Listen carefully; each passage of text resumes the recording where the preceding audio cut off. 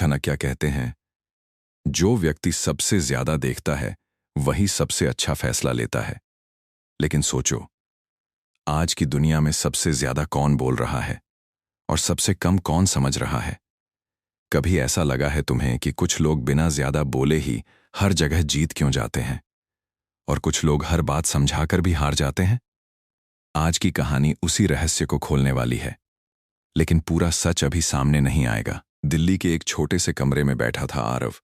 उम्र लगभग 23 साल। आंखों में सपना था बड़ा बनने का, लेकिन दिमाग में हर दिन एक ही सवाल घूमता था, मैं क्यों नहीं कर पा रहा? आरव एक मैनेजमेंट कॉलेज में था, हमेशा क्लास में सबसे आगे बोलने वाला, हर डिबेट में हिस्सा लेने वाला और हर ग्रुप डिस्कशन में अपनी बात ठोक कर रखने वाला। उसके दोस्त कहते थे, आरव तू तो फ्यूचर लीडर है यार। लेकिन असलियत कुछ और थी। जहां भी लीडरशिप का मौका आता, आरव सबसे पहले बोलता और सबसे पहले रिजेक्ट हो जाता। तुम सोच रहे होगे, ऐसा कैसे हो सकता है? यहीं पर कहानी में पहला ट्विस्ट है। आरव सोचता था कि लीडरशिप का मतलब है ज्यादा बोलना, अपनी बात को डोमिनेट करना और हर सिचुएशन को कंट्रोल करना। लेकिन दुनिया उसे हर बार कुछ और सिखा रही थी। एक दिन उसके कॉलेज में एक बिग लीडरशिप चैलेंज हुआ। टॉप कंपनीज के रिक्रूटर्स आए थे। टास्क था सिंपल, एक क्राइसिस सिचुएशन में टीम को लीड करना। आरव की टीम में 5 लोग थे। जैसे ही टास्क शुरू हुआ, आरव ने बिना सोचे बोलना शुरू कर दिया। हम ऐसा करेंगे, नहीं वैसा करेंगे, listen to me, I know better. लेकिन धीरे धीरे उसकी टीम टूटने लगी। कोई उसकी बात नहीं सुन रहा था, कोई कंफ्यूज्ड था और डिसीजन पूरी तरह मैसी हो गया। रिजल्ट आया, उनकी टीम एलिमिनेट हो गई। आरव शॉक्ड था। मैंने तो सबसे ज्यादा कंट्रीब्यूट किया, फिर मैं क्यों हार गया? लेकिन असली आंसर अभी बाकी था। उस शाम वो अपने कॉलेज के लाइब्रेरी में बैठा था, अकेला, फ्रस्ट्रेटेड, और पहली बार उसने खुद से एक सवाल पूछा, क्या मैं बोल ज्यादा रहा हूं और देख कम रहा हूं? लेकिन फिर भी उसके अंदर ईगो था। वो मान नहीं पा रहा था कि प्रॉब्लम उसमें है। कुछ दिनों बाद एक और इंसिडेंट हुआ। कॉलेज में ग्रुप प्रोजेक्ट चल रहा था। इस बार भी आरव ने वही किया, ज्यादा बोला, कम सुना, और रिजल्ट वही हुआ। टीम ने उसे क्वाइटली साइड कर दिया। अब पहली बार आरव को फील हुआ कि लोग उससे दूर क्यों जा रहे हैं। लेकिन यहीं से कहानी बदलने वाली थी। अभी नहीं, क्योंकि उसी रात उसके फोन में एक वीडियो आया, उसके प्रोफेसर का। प्रोफेसर ने बस एक लाइन कही थी, चाणक्य कहते हैं, जो व्यक्ति दूसरों को समझने में एक्सपर्ट होता है वही असली लीडर होता है। आरव ने यह सुना और हंस पड़ा। समझना? मैं तो सब समझा रहा हूं लोगों को, प्रॉब्लम ही क्या है? लेकिन अगली सुबह कुछ ऐसा हुआ जिसने उसकी सोच को हिला दिया। कॉलेज नोटिस बोर्ड पर उसका नाम एक स्पेशल इंटर्नशिप के लिए शॉर्टलिस्ट हुआ था, लेकिन साथ में एक कंडीशन थी, final selection will be based on observation and team behaviour, not speaking ability. ये लाइन पढ़कर आरव रुक गया। ऑब्जर्वेशन मतलब सिर्फ बोलना नहीं, देखना भी। और यहीं पर उसके अंदर पहली बार क्यूरियोसिटी पैदा हुई, क्या मैं गलत तरीका फॉलो कर रहा हूं? लेकिन अभी भी उसे नहीं पता था कि अगले 30 दिनों में उसकी पूरी लीडरशिप आइडेंटिटी बदलने वाली है, और असली सीख अभी शुरू भी नहीं हुई थी। नेक्स्ट में आरव की वो ट्रेनिंग शुरू होगी जहां उसे सिखाया जाएगा कि चुप रहकर देखना क्यों सबसे पावरफुल स्किल है। आरव उस नोटिस बोर्ड के सामने काफी देर तक खड़ा रहा। ऑब्जर्वेशन एंड टीम बिहेवियर, ये लाइन उसके दिमाग में बार बार घूम रही थी। उसे लग रहा था जैसे कोई उसे साइलेंटली चैलेंज कर रहा हो कि चलो अब देखो, तुम सिर्फ बोलकर नहीं, चुप रहकर क्या कर सकते हो। अगले दिन इंटर्नशिप का ओरिएंटेशन था। एक बड़ा कॉन्फ्रेंस रूम, लगभग 40 स्टूडेंट्स और सामने 3 सीनियर मेंटोर्स बैठे थे। पहले ही मिनट में एक मेंटोर ने कहा, यहां जो सबसे ज्यादा बोलेगा वो सबसे आगे नहीं जाएगा, यहां जो सबसे ज्यादा देखेगा वही असली लीडर बनेगा। आरव हल्का सा मुस्कुराया। उसे लगा ये सब थ्योरी है, लेकिन असली खेल अभी शुरू नहीं हुआ था। पहला टास्क दिया गया, आप सब एक सिमुलेशन में होंगे। एक फिक्शनल कंपनी क्राइसिस सॉल्व करना है, लेकिन रूल सिंपल है, पहले 20 मिनट्स कोई डिसीजन नहीं लेना है, सिर्फ ऑब्जर्व करना है। पूरा रूम शांत हो गया। आरव कंफ्यूज्ड था, बिना डिसीजन लिए लीडरशिप कैसे होगी? लेकिन नियम था। पहले 20 मिनट्स में हर कोई धीरे धीरे असली फेस दिखाने लगा। कोई जल्दी बोल रहा था, कोई डोमिनेट करने की कोशिश कर रहा था, कोई दूसरों को इंटरप्ट कर रहा था, और आरव, वो पहली बार चुप था, लेकिन ये चुप्पी सिंपल नहीं थी। ये पहली बार थी जब वो सच में सुन रहा था, लोगों को नहीं, उनकी साइकोलॉजी को। वो देख रहा था कौन इनसिक्योर है, कौन ओवर कॉन्फिडेंट है, कौन सिर्फ अटेंशन के लिए बोल रहा है। और यहीं पर एक स्ट्रेंज चीज हुई। जिस टीम में सबसे ज्यादा नॉइज थी, वो सबसे ज्यादा कंफ्यूज्ड थी। और जिस टीम में कम लोग बोल रहे थे, वो धीरे धीरे क्लियर डायरेक्शन में जा रही थी। आरव के दिमाग में पहली बार एक थॉट आया, क्या लीडरशिप आवाज में नहीं, ऑब्जर्वेशन में छिपी होती है? लेकिन अभी भी वो पूरी तरह कन्विंस नहीं था। 20 मिनट्स बाद रियल टास्क शुरू हुआ। अब डिसीजन लेना था। और अब वही लोग फेल होने लगे जो पहले सबसे ज्यादा बोल रहे थे, क्योंकि उनके पास क्लैरिटी नहीं थी, सिर्फ ओपिनियंस थे। आरव ने पहली बार अपनी टीम को क्वाइटली ऑब्जर्व करके एक सिंपल इंसाइट दिया। हम प्रॉब्लम को सॉल्व नहीं कर रहे, हम सिर्फ रिएक्ट कर रहे हैं। अगर हम पहले रूट कॉज समझें तो सोल्यूशन आसान होगा। रूम थोड़ी देर के लिए शांत हो गया, किसी ने इंटरप्ट नहीं किया, और फिर उसकी टीम ने पहली बार उसकी बात को सीरियसली लिया। लेकिन यहीं पर ट्विस्ट आया। दूसरी टीम ने एक रिस्की डिसीजन लिया और वो सक्सेसफुली आउट परफॉर्म करने लगी। आरव के अंदर फिर डाउट आ गया, तो क्या ज्यादा बोलना गलत नहीं है? क्या रिस्क लेना ही लीडरशिप है? यहीं पर मेंटोर ने बीच में बात कही, ग्रेट लीडर्स कभी एक स्किल पर डिपेंड नहीं करते, वो सिचुएशन को पढ़ते हैं। आरव ने पहली बार समझा कि उसे एक एक्सट्रीम से दूसरे एक्सट्रीम में नहीं जाना है। लेकिन असली टेस्ट अभी बाकी था। अगले दिन एक सरप्राइज चैलेंज आया। हर स्टूडेंट को अकेले एक अननोन पर्सन के साथ 10 मिनट स्पेंड करने थे और उसके बिहेवियर को डिकोड करना था। आरव का पार्टनर एक शांत सा लड़का था जो बहुत कम बोल रहा था। पहले 2 मिनट्स आरव को अजीब लगा, ये तो बोरिंग है, इससे मैं क्या सीखूंगा? लेकिन फिर उसने खुद को रोका और सिर्फ ऑब्जर्व करना शुरू किया। उसके हाथों की नर्वस मूवमेंट, उसकी आई कांटेक्ट अवॉइडेंस, उसकी शॉर्ट आंसर्स। आरव को पहली बार लगा कि सामने वाला बोल नहीं रहा, लेकिन बहुत कुछ कह रहा है। 10 मिनट्स बाद मेंटोर ने पूछा, तुमने क्या ऑब्जर्व किया? आरव ने कहा, यह इंसान कॉन्फिडेंट नहीं है, लेकिन डर भी नहीं है। वो बस अनश्योर है और शायद अपने फ्यूचर को लेकर कंफ्यूज्ड है। मेंटोर ने हल्की मुस्कान दी, अब तुमने लीडरशिप की पहली रियल स्किल सीख ली है। लोग क्या बोलते हैं, उससे ज्यादा इंपॉर्टेंट है वो क्यों बोल रहे हैं। आरव के अंदर कुछ बदल रहा था, लेकिन अभी भी एक बड़ा सवाल बाकी था। क्या ऑब्जर्वेशन अलोन काफी है, या उसे एक और डीपर माइंडसेट चाहिए? और यहीं से असली चाणक्य लेसन शुरू होने वाला था। नेक्स्ट में आरव पहली बार पावर डायनामिक्स और साइलेंट इन्फ्लुएंस को समझेगा, जहां असली लीडरशिप दिखती नहीं, महसूस होती है। आरव अब सिर्फ सुन नहीं रहा था, वो लोगों को पढ़ रहा था। लेकिन उसे अभी भी लग रहा था कि वो कुछ समझ तो रहा है, पर पकड़ में पूरा कुछ नहीं आ रहा। अगले दिन का टास्क पहले से अलग था। मेंटोर ने कहा, आज तुम सबको एक ग्रुप डिसीजन लेना है, लेकिन एक ट्विस्ट है। इस बार कोई लीडर सिलेक्ट नहीं होगा, और जो सबसे ज्यादा इन्फ्लुएंस करेगा वो खुद सामने नहीं आएगा। पूरा रूम साइलेंट हो गया। आरव सोच में पड़ गया, ये कैसा रूल है? अगर लीडर ही नहीं होगा तो कंट्रोल कौन करेगा? लेकिन खेल शुरू हो चुका था। टास्क था एक फेलिंग स्टार्टअप को बचाने का स्ट्रैटेजी बनाना। जैसे ही डिस्कशन शुरू हुआ, हर कोई बोलने लगा। कोई मार्केटिंग की बात कर रहा था, कोई फंडिंग की, कोई प्रोडक्ट की। लेकिन इस बार आरव अलग था। वो पहले इंटरप्ट नहीं कर रहा था, वो सिर्फ देख रहा था कौन किसकी बात को सपोर्ट कर रहा है, कौन किससे इन्फ्लुएंस हो रहा है, कौन सिर्फ बोलने के लिए बोल रहा है। और यहीं पर उसे पहली बार एक डेंजरस ट्रूथ दिखा। हर ग्रुप में कोई ना कोई ऐसा इंसान होता है जो सबसे ज्यादा नहीं बोलता, लेकिन डिसीजन उसी के डायरेक्शन में जाता है। आरव ने एक लड़की को नोटिस किया जो कम बोल रही थी, लेकिन हर 2-3 मिनट में बस एक स्मॉल पॉइंट ऐड कर रही थी। और अजीब बात यह थी, उसके पॉइंट्स के बाद पूरा ग्रुप सटली उसी डायरेक्शन में शिफ्ट हो रहा था। आरव शॉक्ड था, ये कैसे हो रहा है? ये तो लीडर भी नहीं है, फिर भी इन्फ्लुएंस कर रही है। यहीं पर असली लेसन था, पावर लाउड नहीं होती, पावर क्वाइट होती है। लेकिन अभी आरव इसे पूरी तरह समझ नहीं पाया था। डिस्कशन के बीच एक मोमेंट आया जब ग्रुप कंप्लीटली स्टक हो गया। सब लोग आर्ग्यू कर रहे थे, कोई अग्री नहीं कर रहा था। और तभी वो साइलेंट लड़की बोली, हम सब अलग अलग सोल्यूशन सोच रहे हैं, लेकिन अगर हम प्रॉब्लम को कस्टमर जर्नी से देखें तो आंसर क्लियर हो सकता है। बस इतना कहा और पूरा रूम शांत।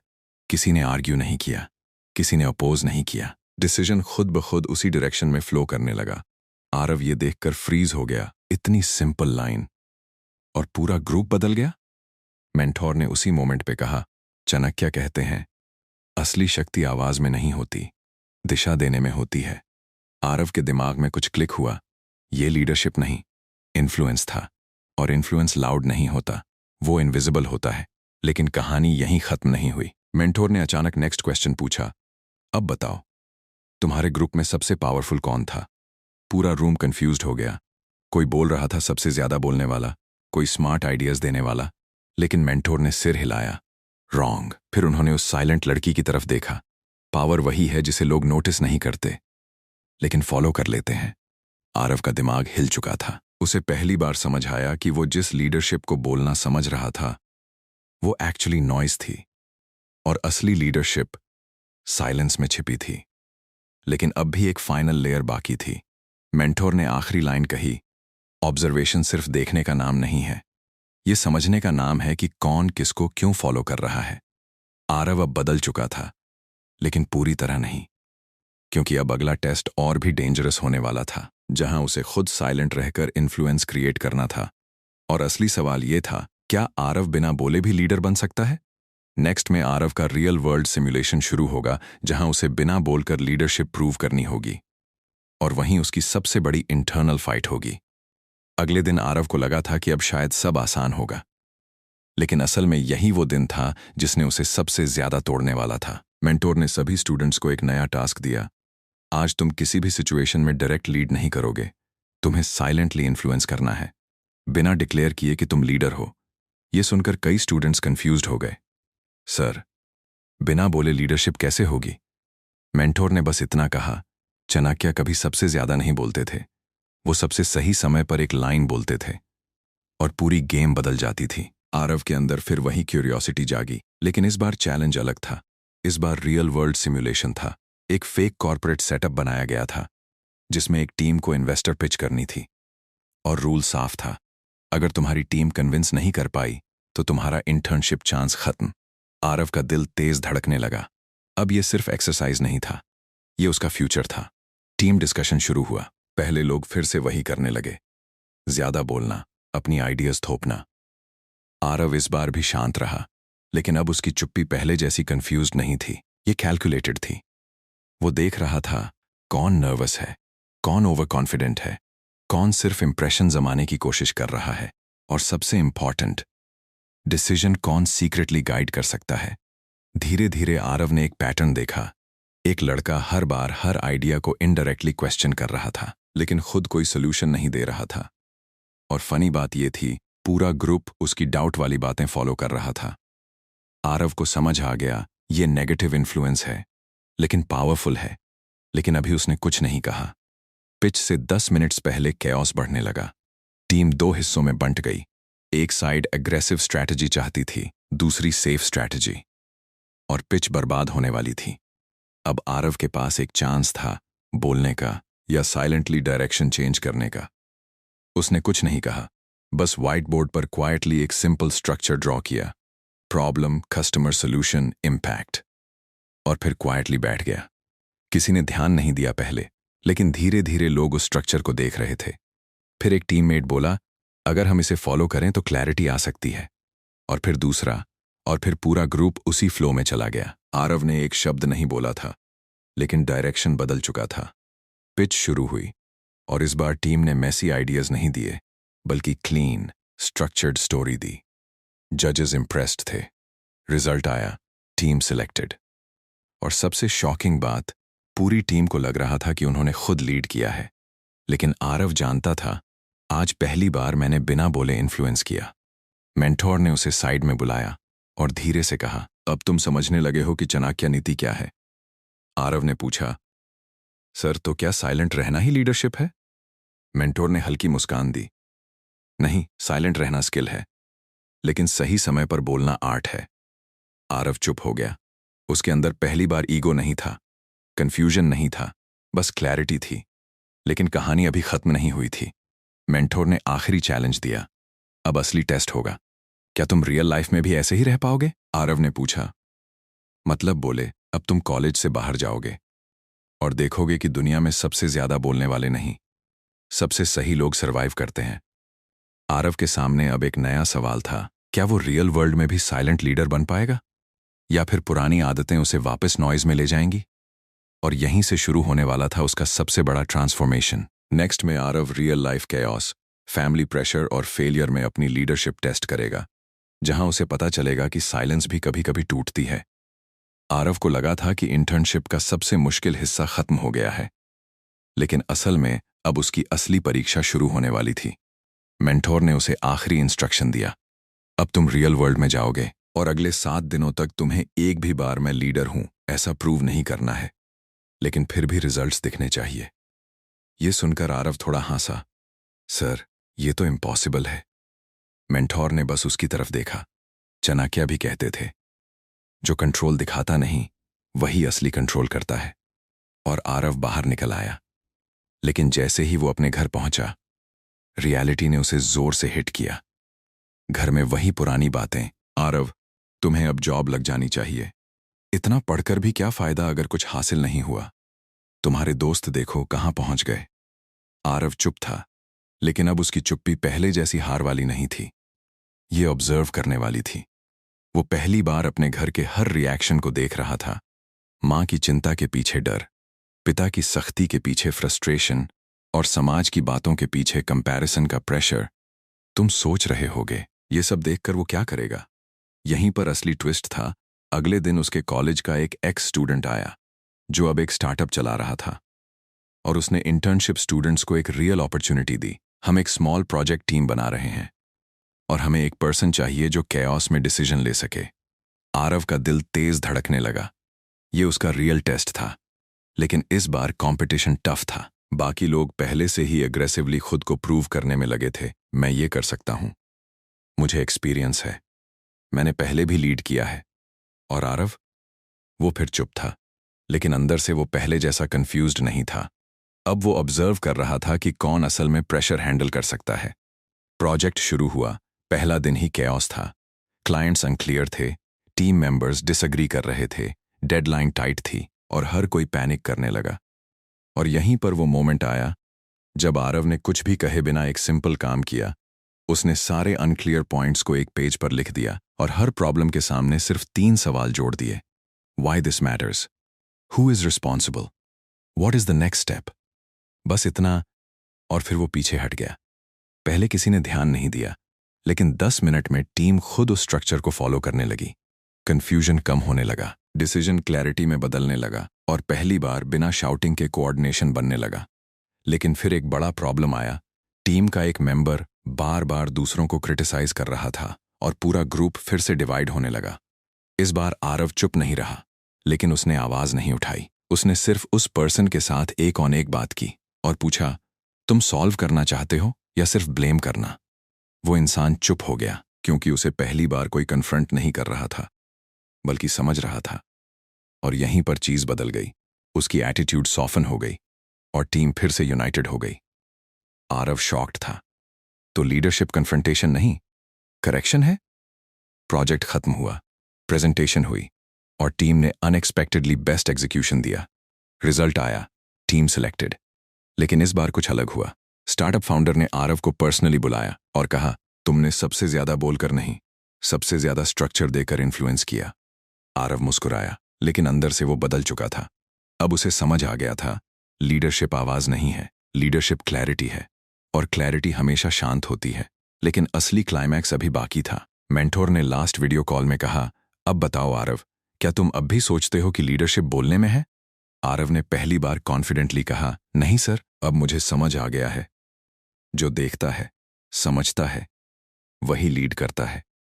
मेंटोर ने हल्की मुस्कान दी, गुड, लेकिन याद रखना, कभी कभी बोलना भी जरूरी होता है, वरना साइलेंट लीडर को कोई फॉलो नहीं करेगा। और कॉल कट हो गया। आरव अकेला बैठा था, लेकिन इस बार वो खोया हुआ नहीं था, वो क्लियर था, क्योंकि उसने सीख लिया था कि दुनिया लाउड लोगों को नहीं, सही डायरेक्शन देने वालों को फॉलो करती है। और असली चाणक्य नीति यही थी, कम देखो नहीं, ज्यादा समझो। और जब तुम समझ जाते हो तो तुम्हें साबित नहीं करना पड़ता, तुम्हें फॉलो किया जाता।